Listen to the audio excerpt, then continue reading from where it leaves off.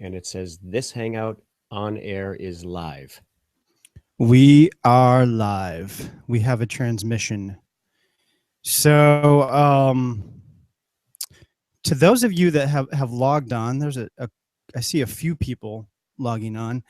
Let us know if you can hear us. Okay, if you can hear us and see us. This is our first live webinar here at howtolicenseyourmusic.com. So it's a bit of a trial run.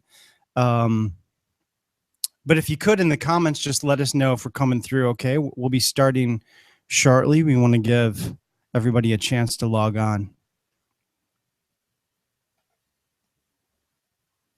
So I'm hitting select on the people that are asking. And let's see. Currently answering, am I too early? No, you're now on time. But I wonder if I can type it in. Let's see.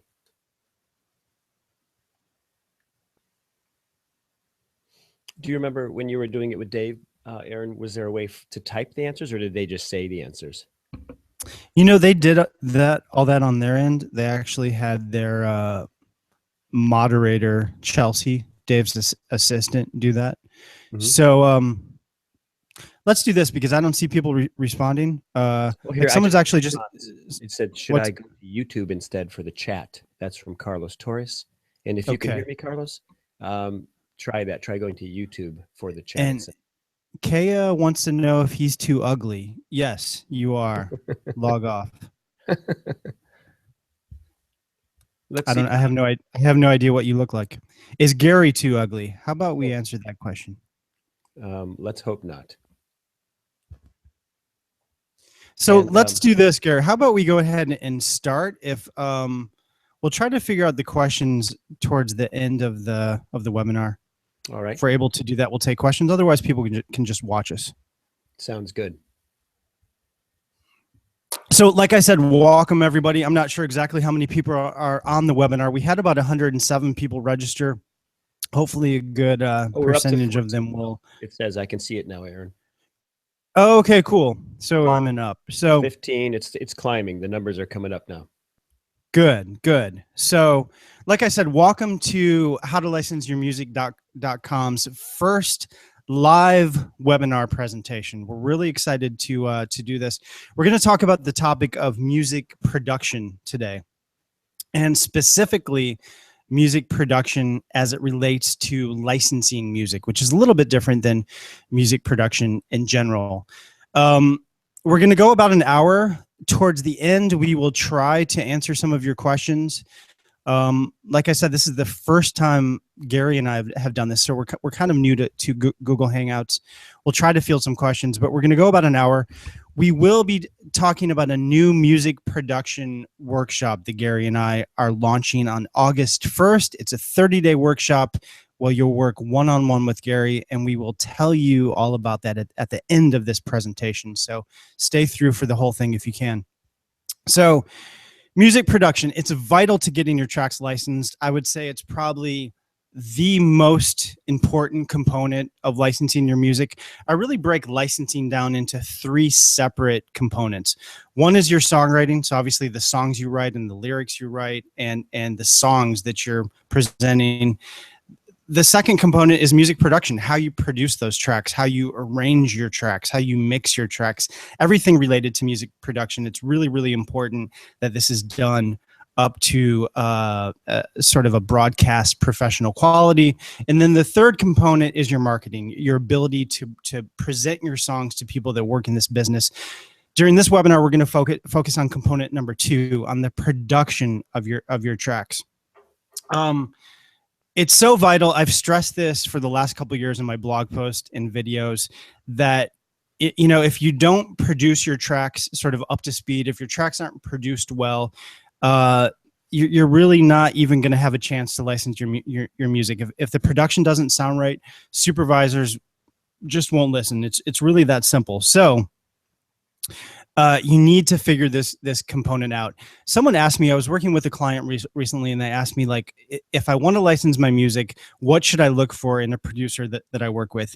And the way I answered that question was, I would look for a producer that has a track record of working with artists that are licensing their music. Gary Gray is one of those producers. We've worked together for the last 5 years now, and over the last 3 years, we've created 2 courses.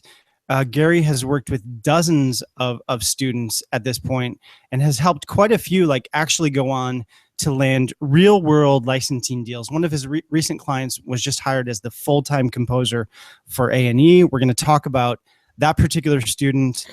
Gary, how are you doing today? I'm good, Aaron. How are you? I'm doing great. Thank you so much for doing this with me, Gary. Really appreciate you coming on. Let's go ahead and start, Gary. So the first question that I have for you is, can you give us a brief background of how you came up with this particular curriculum for the Music Production Fundamentals course? I know Eddie Gray, who I recently interviewed for my podcast, is one of our students who has gone through this workshop with you personally. What about this workshop has made it so successful, do you think?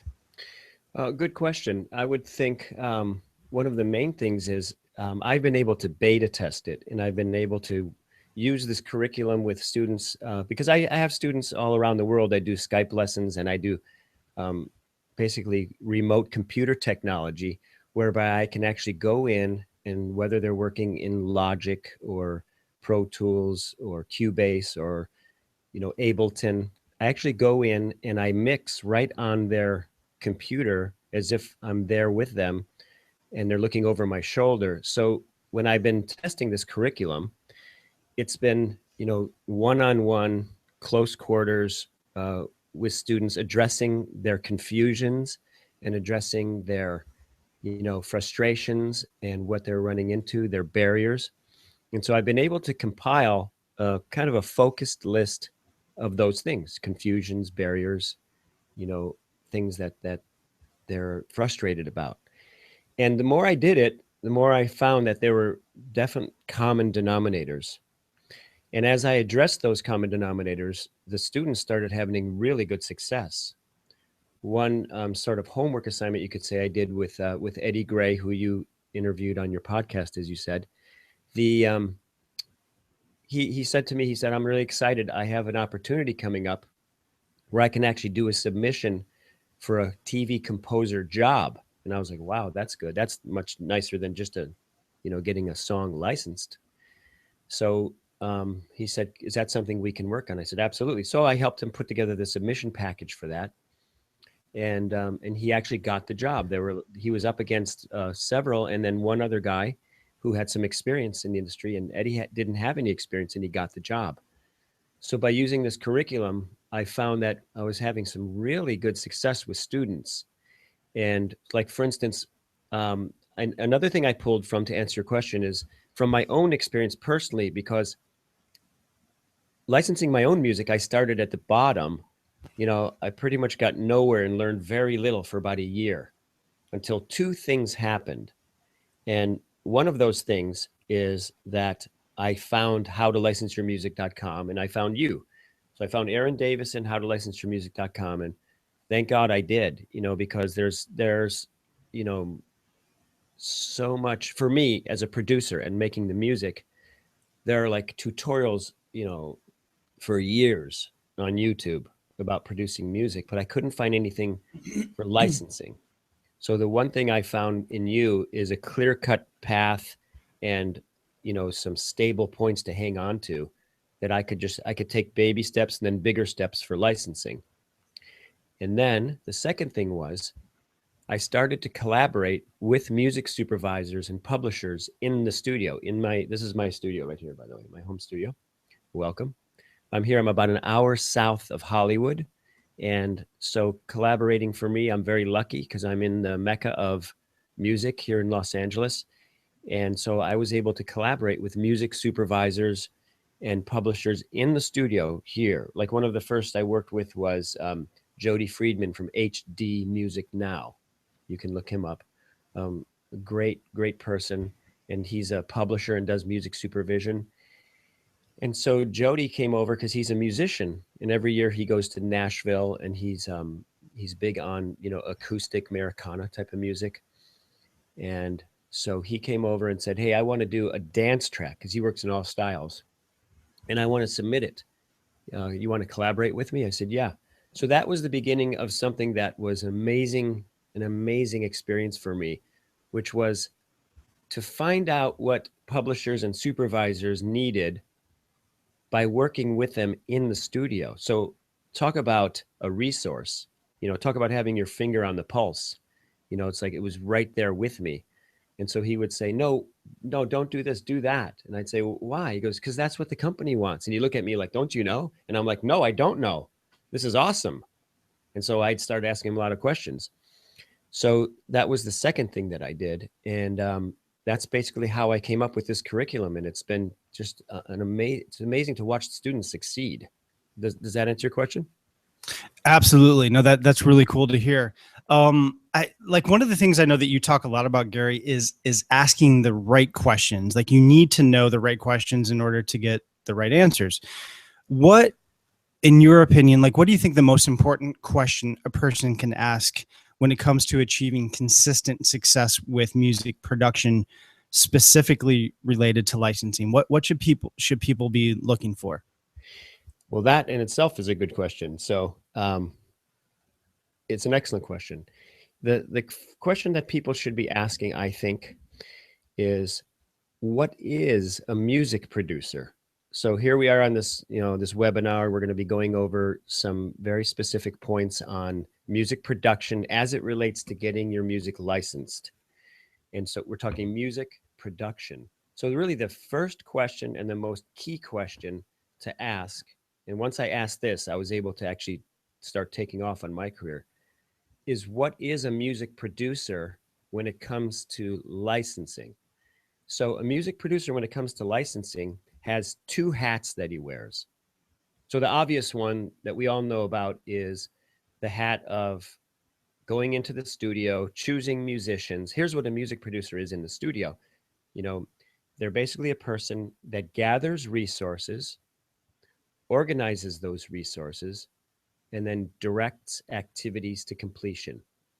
So in the studio, you're gathering, musicians, and if you're doing it all yourself, as some of us do, I do a lot of gigs where I'm blessed with, being able to play lots of instruments and stuff. So sometimes I can play all the instruments myself, but whether it's yourself or other instruments, you have to gather that together, organize it up, and then get it done. So that's a music producer in the studio. Now with licensing, and here's one of the things I found with my students, with many of them around the world, is that they actually did okay. They did okay on wearing the hat of music producer in the studio. Whether their tracks were up to standards yet or not, they were, taking it seriously, being very responsible, doing their homework, working at it very hard. And so there they were. They basically were improving more and more and more. And some of them got quite good, really good. I mean, up to the point where they were just ready to go and get their stuff, like into good paying jobs. And then I saw like some of the students not doing so well. And then I asked them, how much are you applying yourself with howtolicenseyourmusic.com with all the things that Aaron is teaching you? And that is so vital. The other part of your hat, which is that you have to network and you have to build your pipelines. So that's one of the things that I want to go over, which is splitting your time. And I would say a successful percentage would be between 80% in the studio and 20% networking. Or if you can get it up to this, 50% in the studio, 50% networking is a great ratio where you'll find, I think, that your music licensing career will really take off. So I was like 97% in the studio and 3% networking. And that's what I found was happening with my students. And now here's why it's so vital to the quality of your tracks. Now, what I'm talking about right now has everything to do with the quality of your tracks. So follow this. So I started forcing myself, and this was because of Aaron, because of you. I started forcing myself to take the, hour to half hour to hour, depending on traffic here, up to Hollywood and get up there. I was going to Hollywood, Los Angeles, Beverly Hills, and I started networking with people I know. I'm right here. And so I started networking with them. And what happened was, as I was sitting there, we were having lunch or having meetings or just hanging out, and I started to get a pipeline. You have to develop a pipeline, meaning someplace for your music to go. We can sit here all year and record, 100 songs. You've got to put it somewhere. Well, while you're developing that networking and pipeline, guess what happens? You're going to get feedback on your tracks, because what do we do when we go for meetings and we're songwriters? Listen to this, check this out, listen to this. That's what we do. We're excited about it. Those people we're having meetings with are going to make comments. They're going to make faces. They're going to, have something to say. You're going to get feedback. And that is very, very vital to your music production and the quality of your work. So I would get these comments from people, and they'd go, I'd play them 3 tracks, and they'd go, no, those 2 are not going to work. This one, and they'd make some positive comment about it. But you better fix this thing, and I'd say, interesting. So when I went back into the studio and I started working in the studio, I had a completely different viewpoint about what I was doing. I was no longer hold off from the rest of the world. I was now engaged with people that hopefully were going to take my music and possibly get it licensed. And I was interacting with them. So then I'd send them an email. I'd say, hey, I fixed that thing you talked about. What do you think about this track now? And they're going, yeah, it's better, but ABC. And I go, And I go, wow, this is interesting. This takes interaction. This is a human activity, what we do. So that's a key thing I wanted to go over. In the question I said that's key to ask is, what is a music producer when it comes to licensing? A music producer when it comes to licensing is one who hones your skill in the studio, gets better and better, and who also continues to network and get feedback with potential people involved in your pipeline. As you do that more and more and develop your network and your pipeline and your relationships, the quality of your tracks just goes up. It will just automatically go up, because it's a form of communication. It's now a currency of conversation, back and forth.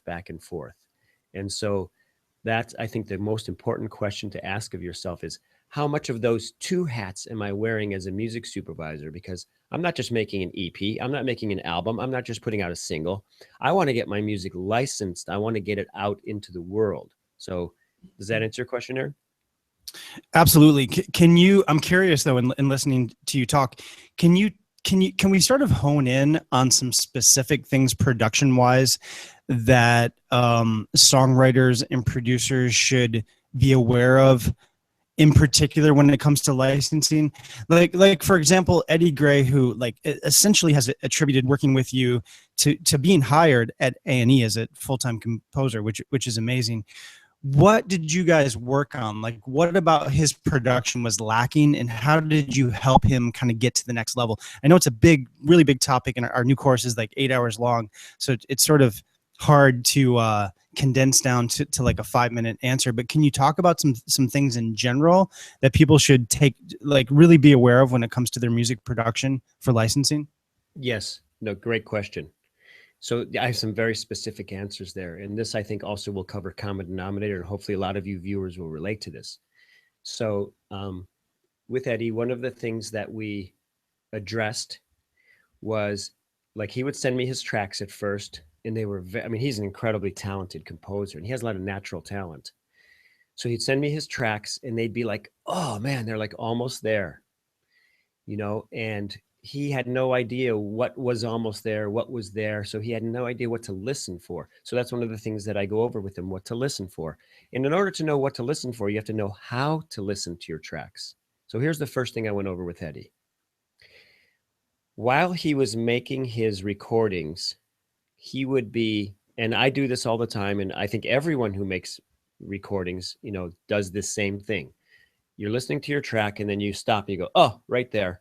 I've got to fix that guitar part. I've got to fix that synth part. or I want to create this. I want to do something with that section right there. So you set up your left and right locator in a loop, and you start working on that part of your music. And here's what happens. And this is a common denominator that will really, if you can do this, it will raise the quality of your tracks right now and give you a better shot at getting licensed. So this is something you can do immediately. So let's say you're fixing a synth part and you just don't like it and it's too muddy and you want it brighter and you want a different notes. And so you're looping and you're recording and you're listening and you're looping and you're recording. And here's what happens. If you constantly loop, let's say 4 bars of your track,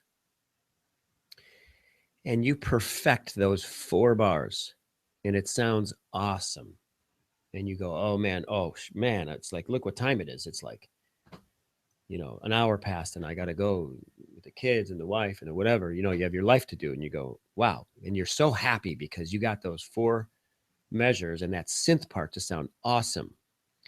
Well, here's what happens. You come back the next day and you play the song from the beginning and you get to that 4 bars and it sounds like crap. And you're like, what? Did I open the right file? And you're like, why does it sound like that? And here's why it sounds like that. There's a discipline and a patience that goes along with creating good quality work that will get licensed. And believe it or not, even though it seems like it takes longer, this is the fastest way for you to get great quality tracks. It's the tortoise and the hare. Okay. So you're listening to those 4 bars and you need to, I know you need to, I need to, to get them up to a certain point. Once you get it up to a certain point, stop the loop and extend it. Go back 8 bars this way and 8 bars that way. What's interesting is people will extend it before the section they're working on to see how things flow up to there, but they won't see how things flow after there. So even when they improve this point, they may not improve it on both ends of the spectrum.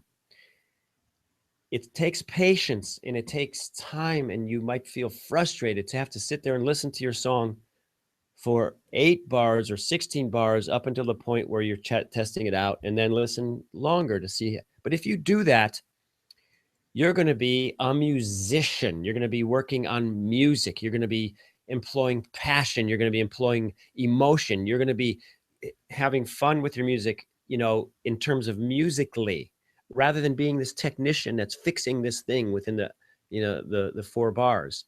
And it will flow. You'll go, oh my God, it's like way too loud, and you didn't hear that when you were in your loop.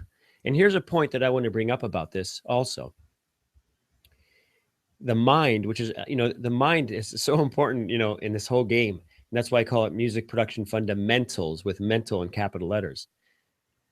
The mind, when you work on a loop, will set up your music in a way where that becomes like this little song.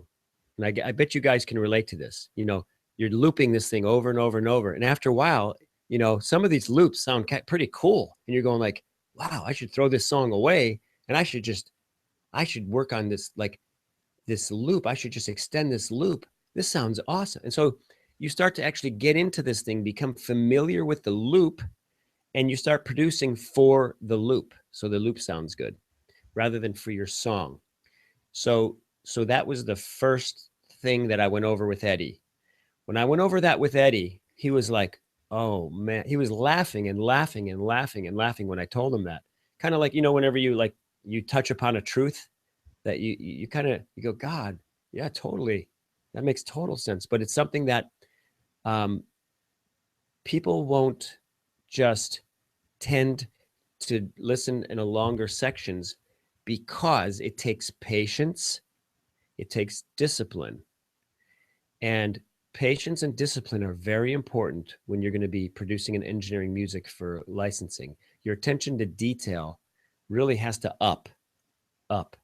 And that was the second thing. So I have very specific, a few more points, Aaron. Is this answering your question? Because I have a couple more points on production. Yeah, no, this is good. Keep going. This makes perfect sense. Okay, good. So that was the first thing we tackled. By just tackling that one thing, he sent me his tracks, that we were working on for his lessons the next week. And there was a remarkable improvement. I mean, remarkable. So that's definitely something I know. And it's not just with Eddie. I have students, I have students in, Australia and Germany and almost every continent now, as I said, where I'm doing remote computer work with them and I'm helping them mix their song. They're looking over my shoulder. Then I have them do it and I look over their shoulder. And so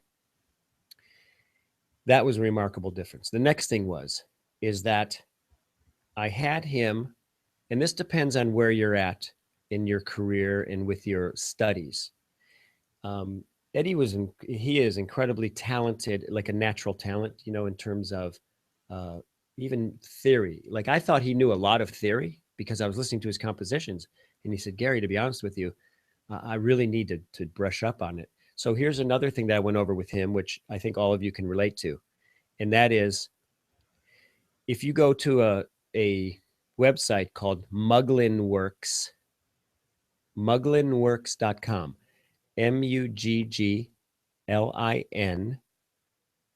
So it's Mugglinworks, muglinworks.com.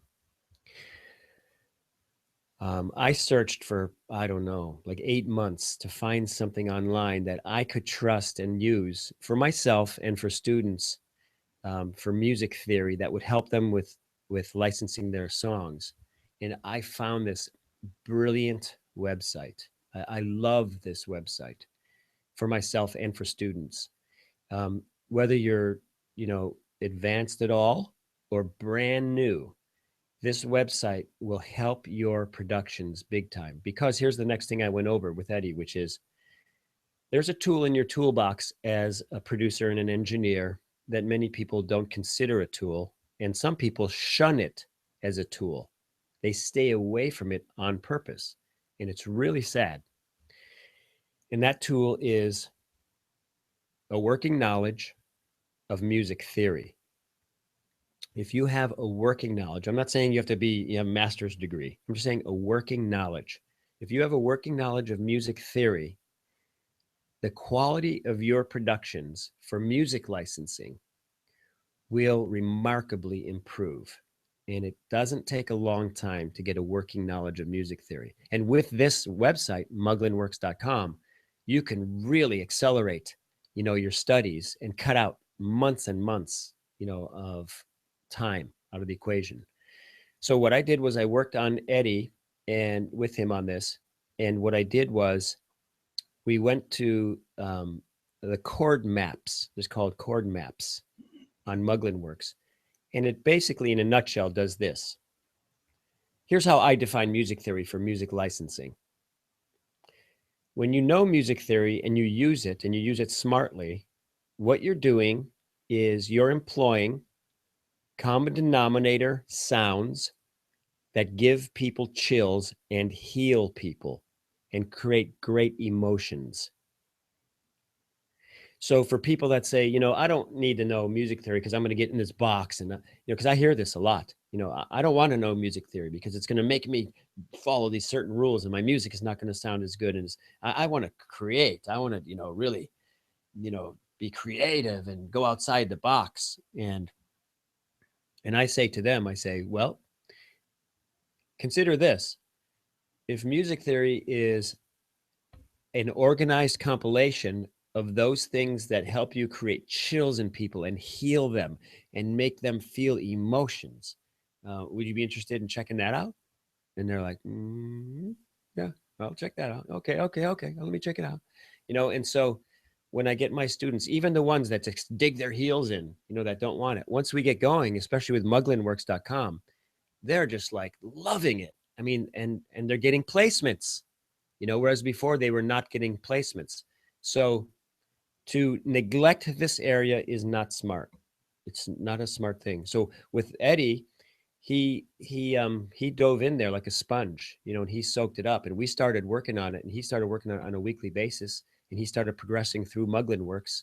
They have a step-by-step thing, and he really, really improved his productions. And just a little more specifics on that is, like chord voicings and how to create a melody and construct a melody, how to create tension and release within your recordings is really important. And it's something that music supervisors and publishers will really react to. They won't say, oh, you use tension and release, but if you start learning these tools and you know what tension and release is and how to create them in a pleasing way, in an emotional way with your recordings, which has to do with your arrangements and your composition, this whole tension and release tool, I go over that in detail on these workshops. That creates a reaction in music supervisors and publishers. Absolutely. That gets placements. Absolutely. So those are two tools that I used with Eddie. I mean, I could list more, Aaron. It really depends. I guess I don't know how much time we have left, or what you'd like to. No, that's good. I just wanted to sort of give people an idea of specifically what you work on with your students. I know it's a big topic. Let's do this. I want to get into one more subject, sort of a technical part of production and licensing. After this question, what I'd like to do is open up questions, maybe take a few questions from people listening, and then we'll tell them about the workshop. But before we do that, I wanted to talk about stem files and the importance of having stem files sort of ready to go to supervisors. Can you tell us about your experience with stem files and how important it is to have those? Absolutely. So stem files, let's see if I can do a little screen share here. Do you see those, Aaron? Yes. Okay, good. So on your screen, these are a list of stem files. Here's the definition of a stem file. And before I even get into it in detail, I'm going to show you how today's music licensing world interacts with stem files and how it's important today. So a stem file is breaking down your mix into groupings, and each of those groupings what you'll do is you'll export a stereo wave file of that grouping. So let's take a look at this example. Here's one example of stem file categories for music licensing. This particular example is from Megatracks, a job that I was just asked to produce a 12-song exclusive paid publishing deal for Megatracks for their prestigious Distillery series. And so this was that breakdown of stem files that Megatracks asked me to produce in my submission to them. And it's not until I could, submit these, that's when I get paid, when they get the stem files. So number one, drums, percussion, and loops. And that's the first grouping. Number two, bass. 3, rhythm keyboards. 4, rhythm guitars. 5, melody, lead, and solos. Those are of instruments. 6 is lead vocals, if there's any lead vocals on there. And then there's a 6A that was added later because I asked them, should I make a separate one for background vocals? And they said yes. So we added a 6A, background vocals. And then 7 is strings. 8 is any brass. 9 is woodwinds. 10 is synthesizer and pads. And 11 is sound design and effects, special effects. So again, a stem file is a grouping of instruments or voices that contains only that item. And here's what's key. It contains also any and all effects for that stem in that stem only. So when you're creating these stem files, let's say you have drums, percussion, and loops. Well, for those of you who are, technically oriented with mixing already, you'll understand when I say the term send return effects and when I say the term insert effects. For those of you who are new, these items are actually, they're taught in a confusing manner, but I break them down in a very, very, very simple way in the workshop. So you'll be able to follow with me, but just follow for now, which is many of you that are listening, I know exactly what I'm talking about. So send return effects, means, you're sending the signal from one track to another track that contains something like a reverb plugin on it. And because it's send return, it can be shared. That reverb is like a community reverb, which can be shared by several tracks, which is good because it can, for two reasons. Musically, it can make your music sound like it's all in the same room if several instruments are going to the same reverb. Makes sense. And the other reason that it's good is because if any of you are lacking in CPU, which happens because these, programs like Cubase, Pro Tools, Ableton, Logic, they're like hungry, man, for computer power. So sometimes you start mixing tracks, adding plugins, and the thing starts smoking and sputtering. And so in order to save CPU on your computer, you can also use these send return effects like a reverb, because instead of putting a reverb on every track, you just put one up and then you send the signal from several tracks and it shares that one effect. So in stem files, let's say you have a mix there and you didn't know anything about these stem files and you're making a single for your EP. And so you found this reverb that's awesome. So you send your drums to it. You send your keyboards to that reverb. You send your lead vocals to that reverb. You send your synthesizer to that reverb, and it sounds awesome. Your mix sounds great, and it will sound great. But you can't do that for licensing. So, and that's one of the reasons why I love doing what I'm doing, and I love working with Aaron, because I've been able to really kind of codify and organize the approach to engineering and producing for licensing. And here's one of the key things that you're learning right now, which is when you set up your send return effects, set them up so that you have one, let's say reverb. Let's just talk about reverb. You have one reverb for your drums, and any of the drums, like snare drum, tom-toms, cymbals, or whatever. If you want to put a send return reverb on those, that's fine. You can send them all to that track, that send return track. But don't send your keyboards to that same reverb. So mark that drum reverb track as exactly as that, drum reverb. Then your keyboards, if you have a bunch of keyboard tracks and you want them to have reverbs, and this goes, by the way, not just for reverbs, I'm using it as an example, but for anything, when you set up send returns for reverbs, for delays, for compression, what's called parallel compression, which I also go over, which is a key tool. There's you can set up any plugin as a send return. So the bottom line is this, and I can go into the details, on the workshop, but the bottom line is to keep the effects for that stem contained in that stem and not shared. If you do it wrong, here's what happens, and you can get rejected for licensing. They get the lead vocal stem and they start playing it to test it, because they'll test your stems, and you're playing the lead vocal stem, and all of a sudden you hear drum reverb in the lead vocals, and that's what can go wrong. So you don't want that. Now I'm going to show you something else here, which is, because that particular one that we just looked at, I'm going to share another thing with you on the screen here. What I just showed you was for this. Let me get it up for you. Do you see that, Aaron? It says Megatracks. Yeah. Okay, good. Those stems that I just showed you was for a job for the Track Distillery series, which Megatracks sells. And what they did was they do something very unique in the industry.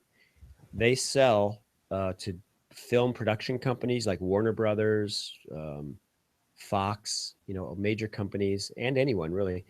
They sell this package of your mix and your stem files. So in this case, you notice there were 11, and that was for something that was a brilliant campaign thought up by Megatracks. And I mean, they're a very prestigious company. Like one of the other albums that was in the group that I did for, Megatracks produced it at Abbey Road with the London Symphony Orchestra. So this is like, top line stuff. So that was 11 stem files. Okay. Now let's take a look at something maybe a little bit more realistic that you might be looking at, in your, for the viewers that are out there, on a typical job that you might be asked for stem files. So here we're going to look at this.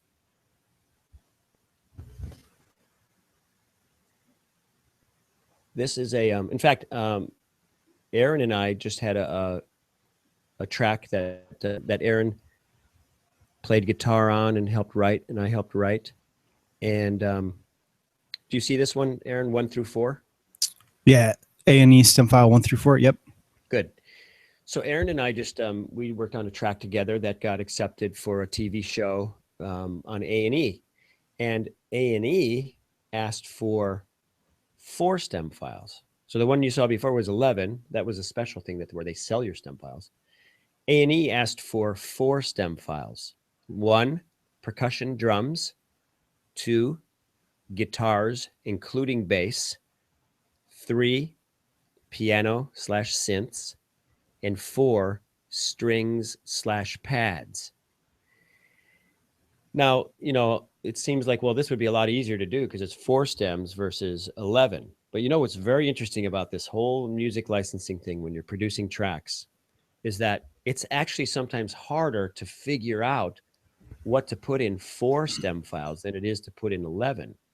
Because before, if you noticed, we had like specific keyboards and specific this, and bass was separate and specific that. Well, when you're putting together stem files and you're creating your template for your sessions, which I'll show you, I can show you how to do that too. There's a really cool thing that I can show you on the workshop, which is how to set up templates for music licensing. Saves you so much time, and it gives you a much more freedom to just create and not have to worry about all the technical points. So getting back to A&E stem files, percussion and drums went on number 1, guitars including bass 2, 3 piano synths, 4 strings pads. Well, I had this one special effects track that I made because they asked me for this EDM track, so I made this EDM track. It was kind of like a hybrid. It was like orchestral and EDM. And I had this white noise thing that was kind of going,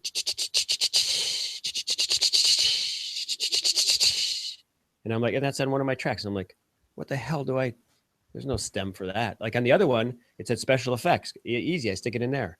I'm like, well, it's kind of a synthesizer sound, but it sounds like drums. So bottom line is you're going to have to make calls. You're going to have to make a decision, and you're dealing with an industry that is not standardized.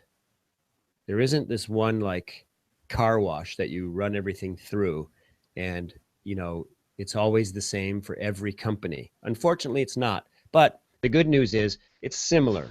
What you're looking at on your screen right now is similar to different companies that you'll be working with.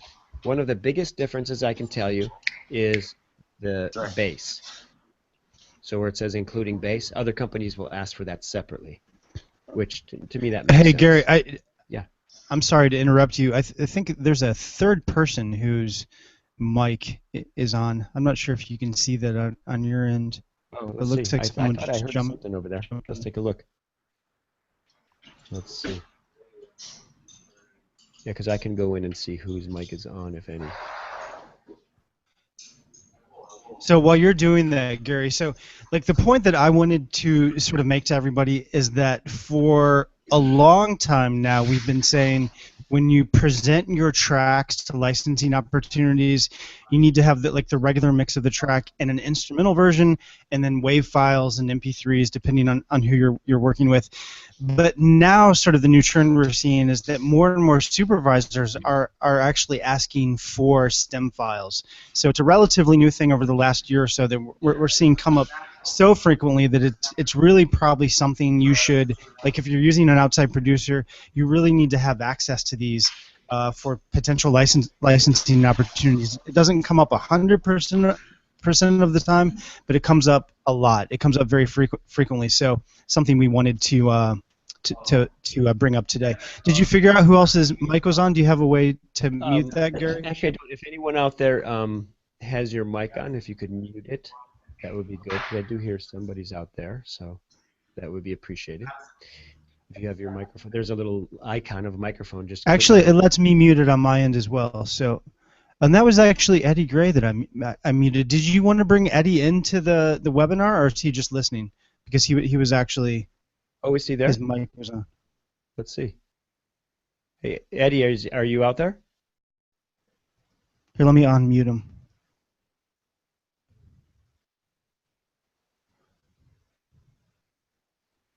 Well, let's do this. Let's talk about the 30-day music production workshop. I want to talk about what's included and let everybody know about that. So I'm going to bring up a slide. So the 30-day music production workshop, this is how it works. It starts on August 1st. It's a 30-day workshop where you're going to work one-on-one with Gary for 30 consecutive days. If you want information, I'm going to explain it now, but if you want more information, go to musiclicensingclass.com/30day. So you see this URL at the top of the slide, musiclicensingclass.com/30day, and you can get all the details. But essentially, it's a 30-day long workshop where you work one-on-one with Gary. You touch base twice. So at the beginning of the workshop, you'll submit Gary 2 of your tracks, and Gary will provide specific feedback on your production and things to improve over the course of the workshop. Then at the end of the workshop, you'll touch base again with your new and improved mix, and Gary will give you a sort of a progress report. During the workshop, you'll also get 30 daily production lessons. So throughout the workshop, Gary will email you every day with new production tips and lessons to work on as you're going forward working on your tracks. When you sign up for the workshop, you get our brand new 8-hour-long video course. This course is called Music Production Fundamentals. This is actually going to be released separately on August 1st as well. So if you want to pre-order that, we'll give you details in a second. It's 8 hours long. It's released on August 1st. It's a part of the 30-day workshop. And you also get our 2 previous courses, Mysteries of Mastering Solved and How to Produce Tracks That Will Get Licensed and Make You Money. I think in total we have about 12 hours of content specifically related to music production, and specifically related to music production as it relates to licensing. So again, the workshop starts on August 1st. There's just 50 spots available. You can register at this URL. I'll highlight this here for you. musiclicensingclass.com/30day. So go check that out. While you're checking that out, I'm going to stop this slide. What I thought we'd do, Gary, is let's open up. I'd like to address any questions that people have. I see some questions popping up over here on the right-hand side. Gary, can you see those questions? Yes, I can. So we have about 12 minutes left. Let's answer as many questions as we have time to get to. And do you want me just to kind of fire these at you randomly, or do you want to pick questions because you can see the same thing I see? Yeah, I think I can see them. I'll just pick some and then go for it. How's that? Perfect. So here's a really good question, and this comes from Mike, Georgia, and it says, is there a fast way to export all of the stems at once in Logic at once? Maybe, it says maybe through exporting all of the bus groups. And it's a good question for everyone, not just people that use Logic. What's happening is, since this has become a very important thing in the industry, all the latest versions of Pro Tools, Cubase, Logic, Ableton, etc., the whole industry is moving so that the answer, like for Mike there, is yes. So every one of these DAWs is making it much easier to export stem files all at once.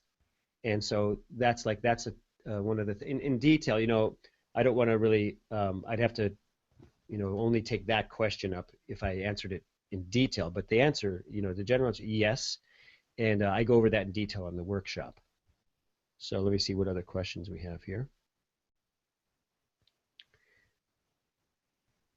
So, and I think he had a second part to the question too. oh, I If see you that. Yeah, look, he says, if I am producing my own tracks, should I spend the time exporting stems ahead of time or wait till they ask? Excellent question. When I first got into this, I was so excited about stem files. I was like, you know, just going over the top on it. What I do is there's a two-part answer to this, which is actually very, very critical, and that's a really good question. So when you submit your tracks, you don't have to submit stems, and some people don't even ask you for them. I mean, and some jobs don't require them, just so you know. But to set up your discipline and your workflow in a way where you're creating stem files now will absolutely help your career. And that in itself, I can go into a lot of details about. But just know, if you set up your sessions for stem files, it's going to help your career. It's going to help the quality of your tracks, by the way. Mixing this way increases the quality of your tracks, and I can show you how. Like now, when I do EPs or albums or singles that have nothing to do with licensing, just being creative, I set up everything the same way as for licensing because it creates a much better workflow for me and increases the quality of my tracks. So, more detail for you, Mike, is that you don't have to send them the stems, but here's what I do. If you go back later and create your stems, you can really lose the flow of your project and details about it. Music licensing success has to do with being detail-oriented, organized, and staying calm, staying fresh, and I show you different ways. That's why I call it music production fundamentals, because there's a lot of false information about how you mix and how you do all the things we do. And that false information, when you get it from different sources, can cause you to mix in a way where you're not calm, where you're kind of feeling stressed and frustrated and you have all this conflicting information. Well, when you're on a flow and you're in there in the project, make your stems now. Make them right there. I then show you how to test those stems. A big part of success for music licensing production has to do with what I call the inspector steps, where you're doing quality control. Huge topic. Couldn't say more, couldn't say too much about it. It's just quality control, being the inspector, huge. So make your stems then. And what I do, I had a student from Russia 2 days ago sent me an email. Last week I told him, when you send your emails out to publishers now, tell them that you do have stems available, and here's a link to those stems if they want it. And he's like, oh, really? Okay, I'll try that. This is a relatively brand new guy to licensing, never had anything placed before. He sent me an email 2 days ago. That was his lesson last week. And he got picked up for an exclusive 8-song deal. And it was after he sent an email that said, hey, I got stem files available. They considered that this is a professional and that he knows what he's doing, and he's probably experienced, which he wasn't. But they go, this guy's probably experienced. He knows what he's doing. He has the stem files ready for us. Okay, so they went with him. And they liked his music. Obviously, his music had to be good. And they took him up. But he said that was the only difference from all his submissions that he was sending, his emails. So I hope that answers your question. Yeah, and let me jump in really quick, Gary. This is sort of related to a question somebody else asked. Leslie is asking, are companies asking for stems as opposed to instrumental versions now? And the answer is no. But I think you made a really good point, Gary, in that, like, what we're finding, what I'm seeing and what Gary is seeing is that people that are really, really professional and sort of have all their ducks in a row, people in this business, music supervisors and publishers want to work with those people. So I think if this is something you're aware of, and like you said, Gary, with your client, he just mentioned that he had those available. It's not necessarily that they do this in lieu of instrumental versions. It's just some supervisors like to have these and some don't. But if you let people know, I have an instrumental version, I have stem files, here are my regular mixes, it kind of sets you apart in the sense that you look like someone who really knows what this, how this business works. So it's just one more thing that you should sort of have in your arsenal ready to go at the ready. Absolutely. Good question, Leslie, and excellent answer, Aaron. Let's see. Do you see any other Any other questions, Gary, on the right-hand column? If you guys have any other questions, feel free to I see one more. I'm going to take up one more here real quick. Go for it. It says, would you need to get each stem mastered? Otherwise, you'd be sending unmastered stems. Excellent question.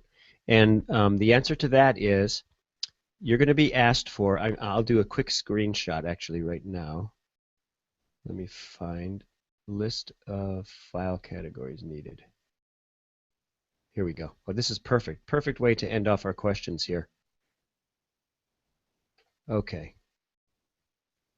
Screen share, file categories needed.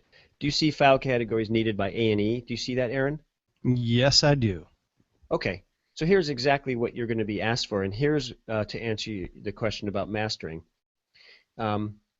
So 7 things that like A&E needs. Number 1 is the full mix, which is 2 minutes or longer. That's your full mix, everything. And then 2, and this is another key thing that's coming up more and more and more in the industry. It used to be asked for once in a while. Now it seems to be asked for all the time, just like stems, which is the underscore. It's just like the full mix, but the main vocal and or instrument, like a solo, are lowered in the mix. They're less loud than they would be in a normal. It actually sounds like kind of like a bad mix where the voice isn't loud enough. And what they'll do is whenever they do use vocal tracks behind dialogue, they don't want to have the vocal track competing with the dialogue. So you actually tuck it in the mix. And so when the person's watching the TV show, they hear the song in the background, but they can't tell that the vocal is not good. It just sounds like a song in the background, but the song itself is not competing with the dialogue. Or if there's a guitar solo, lower the guitar solo. So that's called the underscore. That's an important mix also. Then there's the 4 stems of the full mix.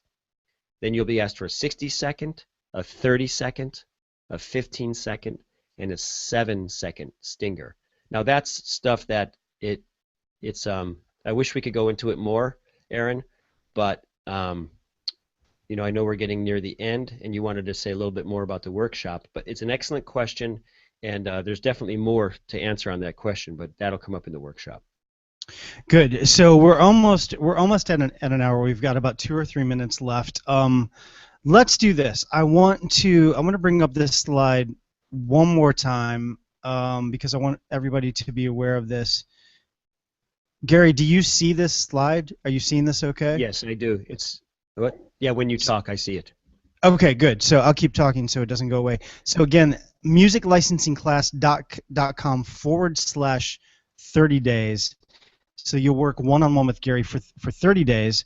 2 half-hour consultations at the beginning and end, and this is really a chance to work with Gary and get a lot of one-on-one work. We've talked about doing this for quite a while, and I'm glad that Gary finally has time in his schedule to do this. So 50 spots available. Register as soon as you can. It's going to start on Monday, August 1st.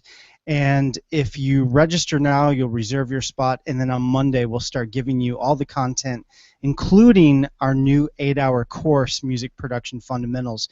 If you just want the course, like if you don't want to take the workshop, but you want Gary's new course, Music Production Fundamentals, go to this page as well, because there's a link to pre-order that course. It comes out on August 1st as well. So both the course and the workshop start and are released on August 1st. So check that out. I want to thank everybody for attending today. Like I said at the beginning of this was our first live webinar, and so there were a few little technical glitches at the beginning. I'm checking email. I've been checking my email the whole time, and a couple people were sort of confused about how to actually watch the live stream. So next time we do this, we'll make that more obvious. Gary, thank you so much for coming on today. Any closing words of wisdom that you want to leave us with?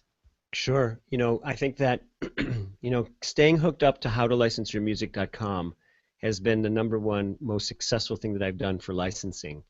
And I think that the people that are viewing this, and also just so you know, everyone that's viewing this now, that this will be going up on YouTube, and you can view this entire webinar, you know, in the future. And Aaron, do you think you'll send out a link? You think with the? Yeah, I'll send out the replay link this week, probably Wednesday or Thursday. Good. So yeah, I mean, my main word of wisdom to you is to stay hooked up to Aaron and howtolicenseyourmusic.com. It's been just like it was a dream of mine for a long time. Even though I was producing music that other, for clients, they were all getting their music licensed. I never took the like a concentrated effort and time, though it was a dream always for me to do it. And so in the last year and a half, I started to do it, and that's when I really realized, how important howtolicenseyourmusic.com is. It's been just, within less than a year from when I seriously started, I started getting deals of my own licensed, and not just for other people, although I continue to help. And, another thing is stay hooked up to a mentor or a teacher when it comes to production. If you're not quite there yet, make sure that you have someone to bounce off of that is successful in the field of music licensing, who knows things about stems and who knows about working with supervisors, and stay hooked up that way, because it can be frustrating. You have to have some thick skin. You'll get some rejections at the beginning, and you just have to keep going. It's like Aaron says these three simple words that are so trite, but it kept me going every time I got down, which is don't give up. I think that's good advice to leave on. And let me just say one more quick thing, and then we'll wrap this up. Like I've said all along, music production is such a big part of this, and I've tried, like, I really look at music production as a very separate skill set from songwriting, and it's a separate skill set from marketing. Again, like I said at the beginning of this webinar, there's really 3 skill sets that I think you need to master in order to license your music successfully. One is songwriting, one is production, and one is marketing. So by working with Gary, like, he's helped me so much in my own tracks. We've had a couple of our tracks now licensed successfully, and so I'm really glad to have him on the team. And I think that's pretty much it. Gary, thanks again for doing this with me today, and thanks for everybody who tuned in. We plan to do a lot more of these live webinars in the future, so we will keep you posted. Great. Thanks, Aaron. Thanks, Gary. Take care. And